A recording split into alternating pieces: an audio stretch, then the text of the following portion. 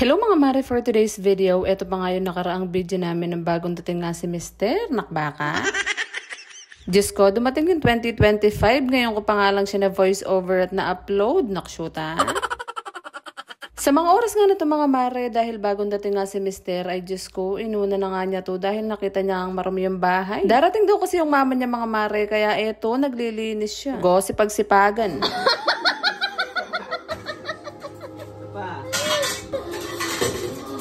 Benta mo na yan.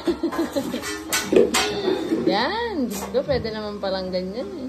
Siyempre mga mare, dahil wala rin naman akong aasahan dahil nga nagtatrabaho ako at minsan nga lang ako makapaglinis sa bahay at eto na nga, tinulungan na niya ako. Nakita niya kasi mga mare na mali-mali nga yung ayos sa bahay, kaya eto, siya na nga yung nagdesisyon kung saan niya ipopwesto yung mga gamit. Masaya pa rin talaga mga mare kahit may pagkakengkoy nga yung asawa mo dahil nonchalant nga to, walang pake, pero sa mga oras nga na ito, nakikisakay nga siya sa biroan. No, ang hinagilap niya mga mare at nagumpisa nga kami maglinis ay Diyos ko, hindi nga namin maitsurahan yung bahay. Habang naglilinis nga kami mga mare ay sumasabi nga itong bunso namin na nagkakalat din. Diyos ko, paano malilinis yung bahay kung nagkakalat ka rin, nakbaka?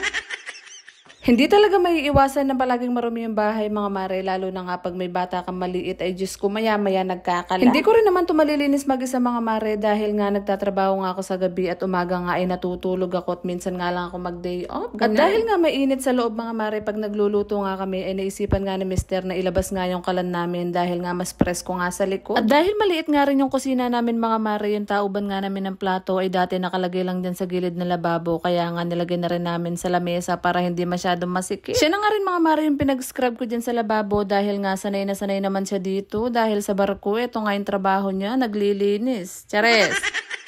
At pag dumadating nga yung mga asawa niya mga mare, kung hindi nga kayo ganito ka-sweet, ay maghiwalay na lang kayo, nakbaka? Chares!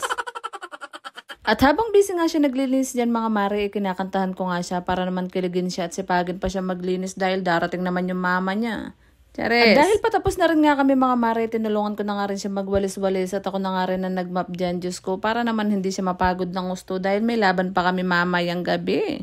Chares. Nakakapagod din talaga maglinis mga mare, lalo na pag nagje-general cleaning kayo, pero dahil nga pag may kasama ka, eh Diyos ko, hindi mo nga mararamdaman yung pagod. Kung mag-isa lang ako dito at wala siya at ako magje-general cleaning, Diyos ko, wag na magse-cellphone na lang ako. Chares.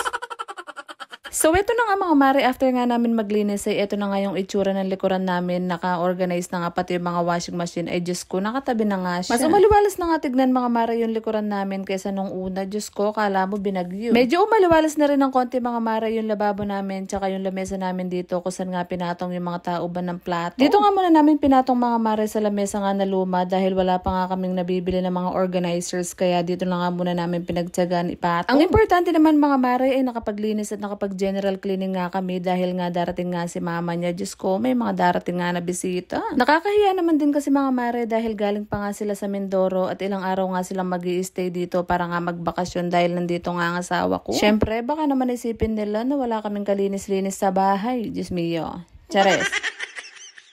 So yun na nga mga mare, nung alauna na nga ng hapon ay nagsidatingan na nga yung bisita namin at saktong-sakto naman at hindi pa nga kami nagla-lunch kaya sabay-sabay na nga kaming kumain. At dahil bagong lipat nga kami mga mare, first time nga rin ang biyanan ko makakapunta dito kaya unang araw pa lang bakbakan na sa karaoke. Chares!